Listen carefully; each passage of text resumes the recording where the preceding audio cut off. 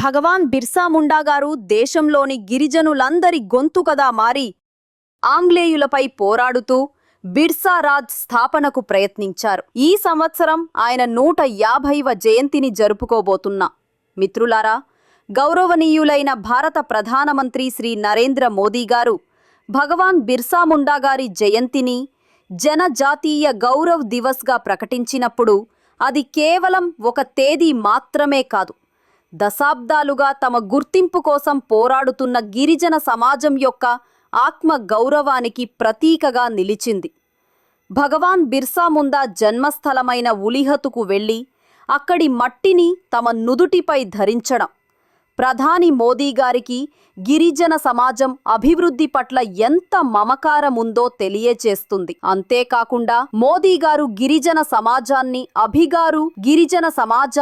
అభివృద్ధి స్రవంతిలోకి తీసుకురావడానికి అనేక కొత్త కార్యక్రమాలను ప్రారంభించారు. గిరిజన సంక్షేమ మంత్రిత్వ శాఖ యొక్క బడ్జెట్ కేటాయింపు 2014 నుంచి 15 నాటికి 4497.96 కోట్ల నుండి 2025 నుంచి 26 నాటికి 14,925.81 కోట్లకు చేరింది. 231.83% పెరిగింది. దీని కింద విద్య, ఆరోగ్యం, తాగునీరు, గృహ నిర్మాణం మరియు మౌలిక సదుపాయాల కల్పనలో విశేష కృషి జరిగింది. అంతేకాక ఆది కర్మయోగి అభియాన్ మరియు ఆది సేవ పర్వ్ వంటి కార్యక్రమాల ద్వారా దాదాపు 1,00,000 మంది గిరిజన ఆధిక్య గ్రామాలలో 11 కోట్ల మందికి వారి యొక్క పంచవర్ష అభివృద్ధి ప్రణాళికను స్వయంగా రూపొందించుకునే అవకాశం కల్పించబడింది.